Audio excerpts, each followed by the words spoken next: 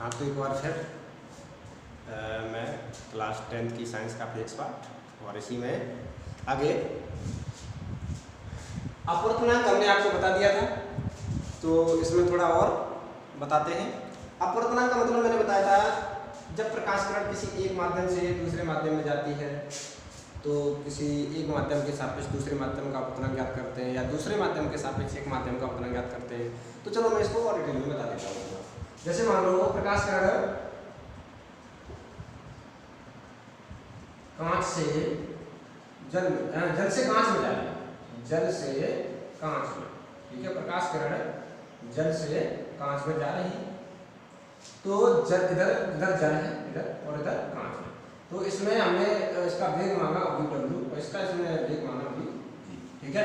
तो हमने अपवर्तनांक ज्ञात किया था, तो अपवर्तनांक क्या होगा, तो अपवर्तनांक n।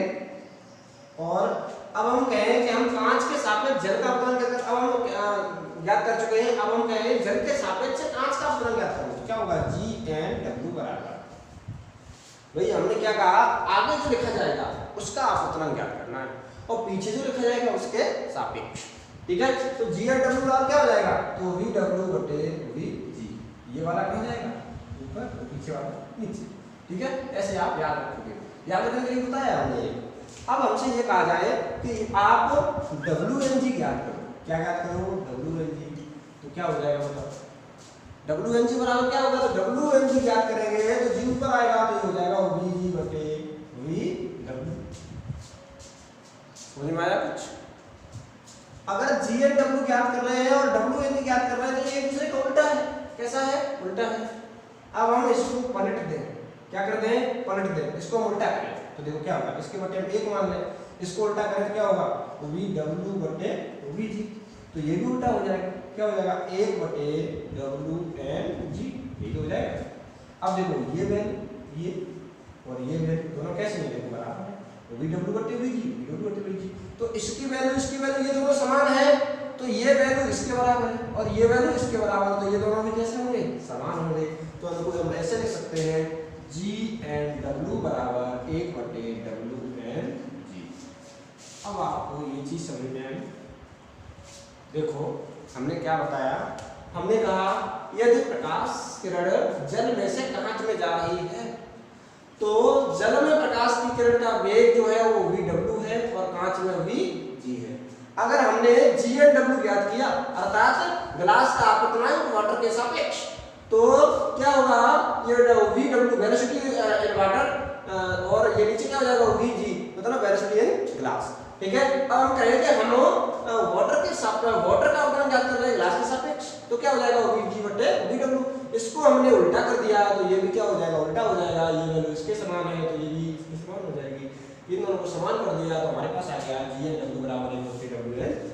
अर्थात कहने का मतलब है कि अपवर्तनांक एक माध्यम का दूसरे माध्यम के सापेक्ष और दूसरे माध्यम का पहले माध्यम के सापेक्ष, ये दोनों अपवर्तनांक एक दूसरे के व्युत्क्रम होते हैं। कैसे होते हैं, व्युत्क्रम के उल्टे होते हैं। देखो भाई G/w का अपवर्तनांक WNG का अपवर्तनांक का उल्टा है। अगर हम इसको ऐसे लिख सकते हैं G/w गुणा WNG बराबर, इसको हम इधर ले आए तो गुणा में आ जाएगा, क्या होगा, अर्थात दोनों माध्यमों का अपवर्तनांक एक दूसरे के सापेक्ष निकाला जाए और ये दोनों का गुणा किया जाए तो कितना होता है, 1 होता है। कितना होता है, 1 होता है, ठीक है, क्लियर। और हम अब चाहे तो हम इसको इधर भेज सकते हैं तो WNG बराबर भी हो जाएगा 1/G/m, ठीक है। अर्थात एक दूसरे के व्युत्क्रम होते हैं। कैसे होते हैं, व्युत्क्रम होते हैं, ठीक है। ये चीज अब आप समझ गए होंगे अच्छे से, ठीक है। अब आप इससे संबंधित कोई प्रश्न बनता है तो आप आसानी से ज्ञात कर सकते हो, ठीक है। देखो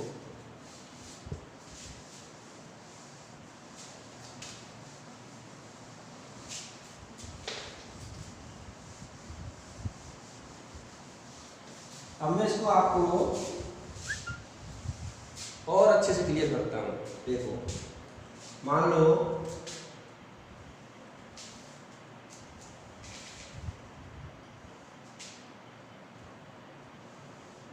ये 2-3 माध्यम है, मान लो ये वायु,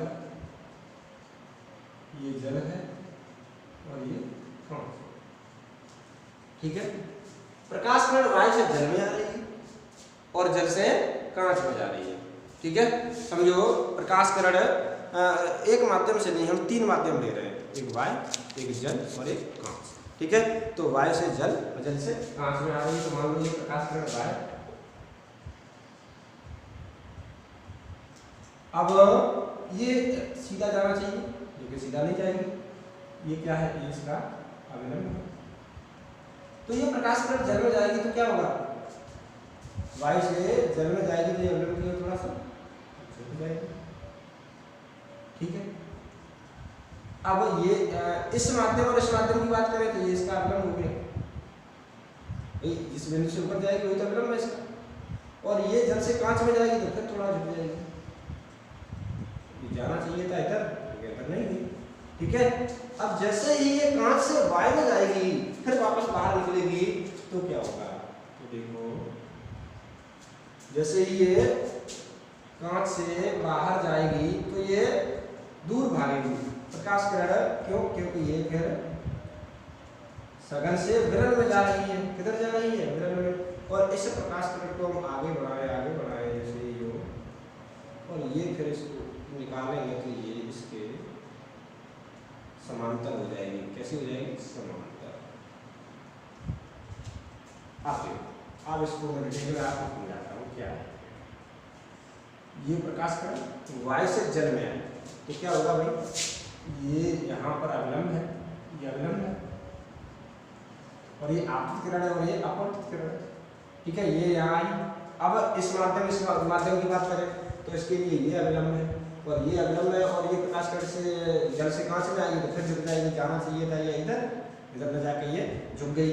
अब यहाँ से जब कांच से वायु में जाएगी ये फिर वायु है, इधर ये जल है। ठीक है, ये जल है इधर, और ये कांच की पट्टिका है, कांच की पट्टिका है। ठीक है, और उसके बाद फिर वायु है। तो देखो समझो, अब आप आसानी से समझ लीजिए, ये प्रकाश किरण जो है तो वायु से जल में, जल से कांच में, और कांच से फिर वायु में जा रही है।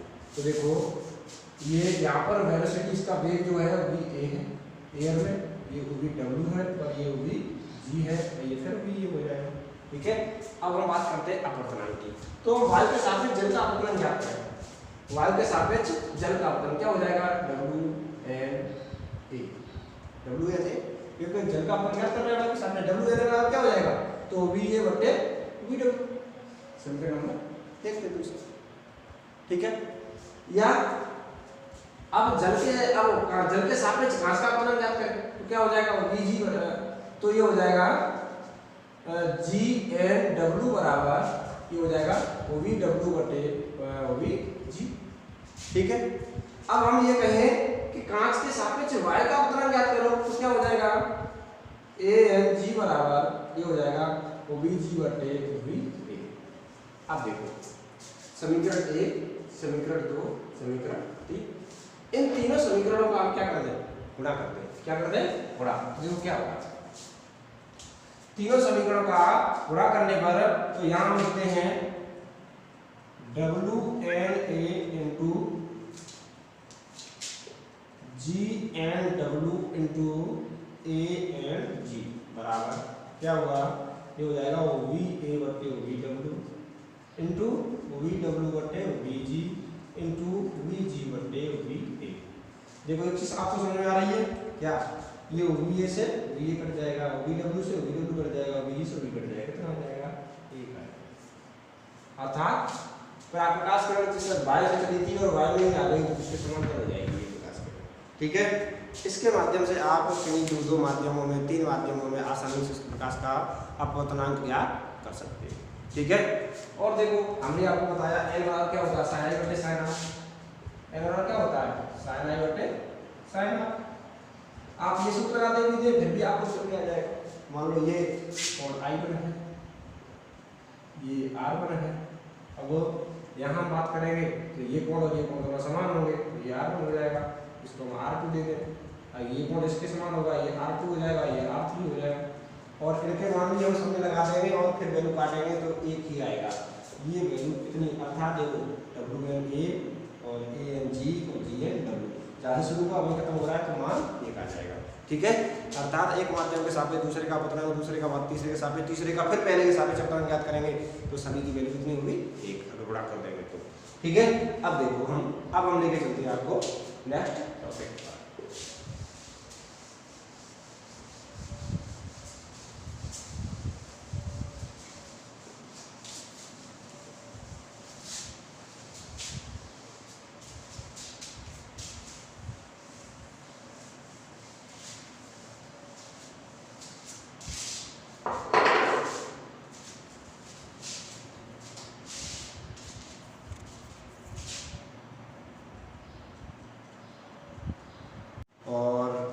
अब हम शुरू करते हैं। आपका जो अगला पॉइंट है, अगला टॉपिक है वो है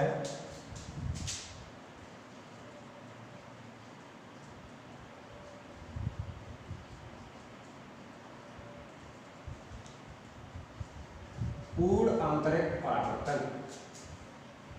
देखो अगला जो टॉपिक है आपका बहुत ही शानदार टॉपिक है, आप इसको अच्छे से समझिए। पूर्ण आंतरिक परावर्तन क्या होता है, तो इसको समझने से पहले हम आपको एक चीज और बताएंगे, वो है क्रांतिक कोण। क्रांतिक कोण क्या होता है? तो देखो हमने आपको समझाया था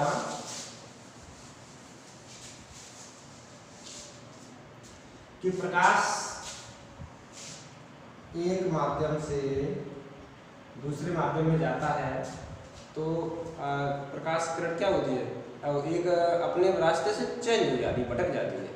तो मान लो इधर ऊपर की ओर कोई प्रकाश का जो माध्यम है वो सघन है और नीचे की ओर विरल है, तो बताओ क्या होगा? तो प्रकाश किरण जो होगी वो अविलंब से दूर हटेगी। अविलंब से क्या होगा? दूर भागेगी, मतलब जिधर जानी चाहिए थी उधर न जाके दूर भागती है। यही तो होता है, यही तो होता है, यही होता है, ठीक है। ये प्रकाश किरण आई थी, इधर जा रही थी, तो ये कोण जो हमारा था ये आपतन कोण था और ये अपवर्तन कोण था, ठीक है। अब हमने ये कहा कि इस कोण को हम थोड़ा और बढ़ा दें, इस कोण को थोड़ा और बढ़ा दें तो क्या होगा भाई? इस कोण का मान हम थोड़ा और बढ़ा दें तो क्या होगा? देखो जैसे हमने कहा इसको हम यहाँ से निकाल के और इधर से डालें तो ये प्रकाश किरण क्या होगी? और दूर भागेगी, और दूर भागेगी नहीं भागेगी? बिल्कुल भागेगी। हमने कहा ये यहाँ भी मत रखो, थोड़ा और बढ़ा दे, थोड़ा इसका मान और बढ़ा दे तो क्या होगा भाई? ये थोड़ी और भागेगी नहीं भागेगी? हम कहें इसका मान थोड़ा और बढ़ा दो, आपतन कोण का मान और बढ़ा दो तो क्या होगा? ये सीधी लाइन हो जाएगी, सीधी लाइन हो जाएगी, नहीं हो जाएगी? एक कंडीशन वो आएगी, इसका मान हम बढ़ाते जाए, आई का मान हम बढ़ाते जाए तो जो आर है वो 90 अंश हो जाएगा। कितना हो जाएगा? 90 डिग्री। समझ में आया? ये बात समझ में आई? अब मैं इसको यहाँ बताता हूँ। अगर कोई प्रकाश किरण जो सघन माध्यम से विरल माध्यम में जा रही है, सघन माध्यम से विरल माध्यम में जा रही है, इधर सघन है और इधर विरल है, तो आपतन कोण का मान हम इतना बढ़ा दें कि अपवर्तन कोण जो है वो 90 अंश हो जाए। कितना हो जाए? 90 अंश। अर्थात ये प्रकाश किरण इधर जा रही थी, दूर हटती जा रही थी, एक कंडीशन वो आए कि बिल्कुल सीधी स्ट्रेट लाइन हो जाए, और जब सीधी लाइन हो जाएगी तो इससे 90 अंश का कोण बनाएगा। कितना कोण बनाएगा? 90 अंश का कोण बनाएगा, ठीक है। अब देखो तो ये जो कोण है आई, ये कोण ये ऐसी वैल्यू है यहाँ इस जगह पर कि इस कोण को 90 अंश कर रहा है। कितना कर रहा है? 90 अंश, ठीक है। समझ में आई? ये बात समझ में आई आपको? देखो हमने क्या कहा, हमने कहा यदि प्रकाश किरण सघन माध्यम से विरल माध्यम में जा रही हो, सघन माध्यम से विरल, क्योंकि सघन से विरल में जाएगी तभी तो अविलंब से दूर हटेगी। अगर विरल से सघन में गई तो ये अविलंब की ओर झुक जाएगी। इसलिए हम क्या कह रहे हैं? हम कह रहे हैं सघन से विरल में जा रही है तो अविलंब से दूर हटेगी। तो जब कोई प्रकाश किरण सघन से विरल में जाए तो किरण, अब ये जो आपका ये कोण है आई, इसे आपतन कोण कहते हैं। इस आपतन कोण का मान इतना बढ़ाते जाए, आपतन कोण का मान इतना बढ़ाते जाए कि क्रांतिक की अपवर्तन कोण 90 अंश हो जाए। अपवर्तन कोण कितना हो जाए? 90 अंश हो जाए। तो इस कोण को क्रांतिक कोण कहते हैं। फिर समझो परिभाषा एक बार फिर समझो आप आसानी से, कोई दिक्कत नहीं, जल्दबाजी नहीं है, आसानी से समझिए कि हमने कहा कि आपतन कोण का मान इतना बढ़ाते जाए कि अपवर्तन कोण जो है वो 90 अंश हो जाए। कितना हो जाए? 90 अंश। तो ये आपतन कोण ही क्रांतिक कोण कहलाता है। आपतन कोण क्या कहलाता है? क्रांतिक कोण। ठीक है, समझ में आया? देखो अब मैं यहाँ परिभाषा बताता हूं।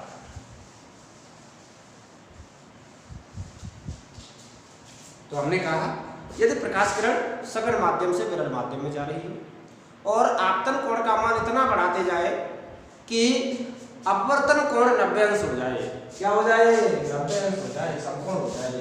क्या हो जाए? समकोण, समकोण या 90 अंश हो जाए। तो ये जो कोण है आई, इसको बोल देंगे आई सी। मतलब ये जो क्रांतिक आपतन कोण है ये क्रांतिक कोण के समान, ये क्रांतिक कोण हो गया। ठीक है, ये क्रांतिक कोण की वैल्यू हो गई। ये कब हुई? जब हमने आपतन कोण का मान बढ़ाते गए पहले इतना हम रखा था, फिर इतना किया, इतना किया, इतना किया, इस जगह पर लाए तो ये प्रकाश किरण यहाँ हुई थी, फिर यहाँ थी, फिर यहाँ थी, ये सीधी हो गई।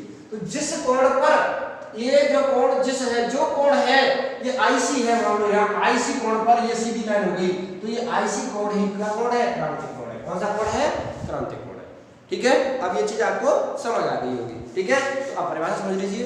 जब प्रकाश किरण सघन माध्यम से विरल माध्यम में जा रही है और आपतन कोण का मान इतना बढ़ाते जाए कि अपवर्तन कोण एक समकोण हो जाए या 90 अंश हो जाए, तो वह आपतन कोण क्रांतिक कोण कहलाता है। ठीक है, देखो फिर समझ लीजिए, फिर बताता हूँ एक बार में कि आपतन कोण का मान, किसका मान? आपतन कोण का मान बढ़ाते जाए। क्या करें? इंक्रीज करें, इतना बढ़ाए कि अपवर्तन कोण जो है, कौन सा कोण? अपवर्तन कोण जो है वो कितना हो जाए? 90 अंश हो जाए, 90 अंश हो जाए। तो जो आपतन कोण है वही आपतन कोण आपका क्या हो जाएगा? क्रांतिक कोण हो जाएगा। क्या हो जाएगा? क्रांतिक कोण। ठीक है, समझ में आया? अब देखो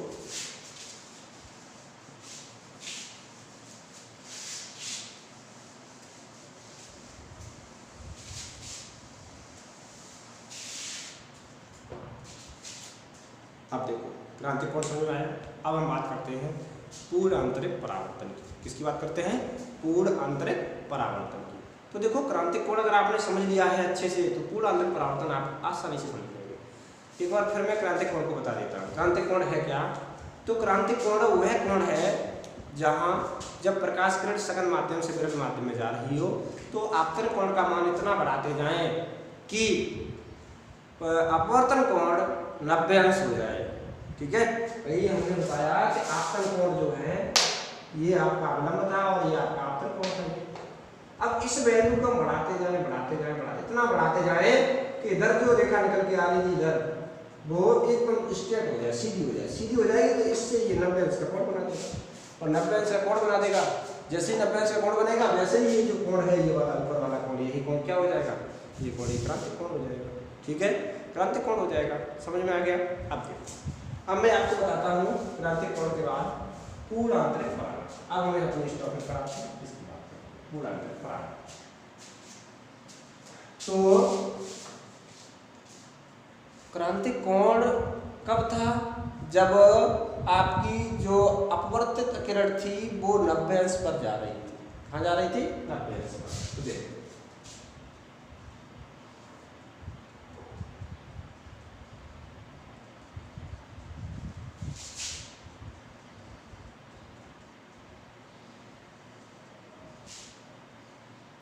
और ये जो कोण है ये आईसी है। ठीक है, और ये कोण जो है आर है। आर कितना है? 90 अंश है। कितना है? 90 अंश। अगर ये 90 अंश है तो ये क्रांतिक कोण है। अब हमने ये कहा कि अगर यदि प्रकाश किरण सघन माध्यम से विरल माध्यम में जा रही है, ठीक है, कौन से माध्यम से? सघन माध्यम से विरल माध्यम में जा रही है, तब अब पूर्ण आंतरिक परावर्तन की बात मैं करूं तो इसमें यदि आपतन कोण का मान क्रांतिक कोण से थोड़ा और बढ़ा दिया जाए, अब वो क्या कह रहा है? अब आप समझिए बात को कि इस कोण को थोड़ा और बढ़ा दो। अब आप बताओ तो क्या होगा? इस लाइन पर, इस क्रांतिक कोण पर ये प्रकाश किरण बिल्कुल सीधी लाइन में जा रही है, बिल्कुल सीधी। अब ये कह रहा है कि इस कोण को थोड़ा और बढ़ा दो। अगर मैं थोड़ा और बढ़ा दूं तो बताओ क्या होगा? ये देखो, यदि मैं थोड़ा और बढ़ा दूं तो क्या होगा? अब यदि हमने ये कोण का मान बढ़ाया है तो ये भी क्या होगा? बढ़ेगा, और बढ़ेगा तो ये इधर वापस लौट जाएगी।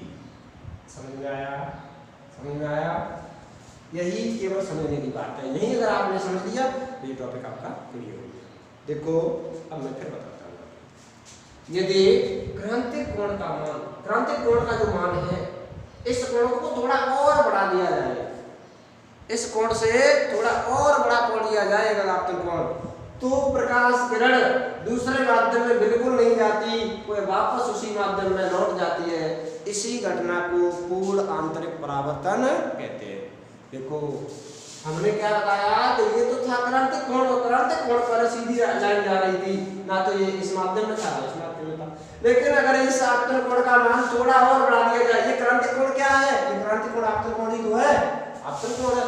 तो इस आपतन कोण का मान क्रांतिक कोण से थोड़ा सा बड़ा कर दिया जाए, थोड़ा सा बड़ा कर दिया जाए, तो ये प्रकाश किरण है वो दूसरे माध्यम में बिल्कुल नहीं जाती, पहले ही माध्यम में वापस लौट जाती है। इस घटना को पूर्ण आंतरिक परावर्तन कहते हैं। ठीक है, समझ में आई बात? समझ में आई? जब प्रकाश किरण सघन माध्यम से विरल माध्यम में जाती है, तब आपतन कोण का मान क्रांतिक कोण से थोड़ा और बढ़ा दिया जाए तो प्रकाश किरण दूसरे माध्यम में बिल्कुल नहीं जाती, वह पूरी कौन से पहले ही माध्यम में वापस लौट जाती है। इस घटना को हम पूर्ण आंतरिक परावर्तन कहते हैं। ठीक है, क्या कहते हैं? पूर्ण आंतरिक परावर्तन कहते हैं। अब यह आपको क्लियर समझ में आ गया होगा। ठीक है, अब देखो क्रांतिक कोण और पूर्ण आंतरिक परावर्तन दोनों आपने अगर समझ लीजिए, अगर समझ लिए सही से, तो ये आपको क्लियर हो जाएगा। अब देखो इसके लिए आवश्यक शर्त है, पूर्ण आंतरिक परावर्तन के लिए आवश्यक शर्त है। क्या क्या आवश्यक शर्त है? तो पहली शर्त यह है कि प्रकाश, पहली शर्त है प्रकाश सघन माध्यम से, कहां से? सघन माध्यम से विरल माध्यम में जाना चाहिए। कौन से माध्यम में? विरल माध्यम में जाना चाहिए। पहली शर्त देखो, पहली शर्त क्या है? प्रकाश किरण सघन माध्यम से विरल माध्यम में। अगर प्रकाश सघन माध्यम से विरल में नहीं जाएगा, विरल से सघन में जाएगा, तो ये अवलंब से दूर हटेगी ही नहीं, फिर तो ये पास आएगी, फिर तो ये अवलंब के पास आएगी। इसलिए पहली शर्त क्या बनाई?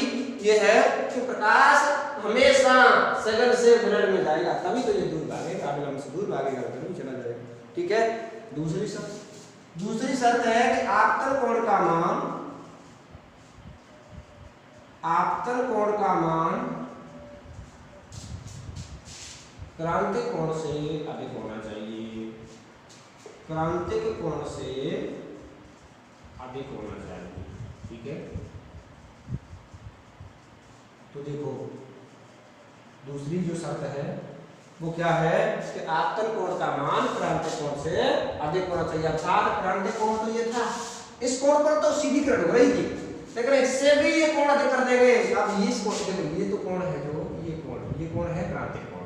अब हम इससे भी थोड़ा बड़ा किया तो ये इतना बड़ा हुआ, ये कोण, ये वाला जो आपतन कोण है, ये जो आपतन कोण है, इस कोण पर प्रकाश किरण ऊपर ही वापस जा रही है, तो इस कोण को, मतलब ये कोण जो है वो इस कोण से बड़ा है कि नहीं? बिल्कुल।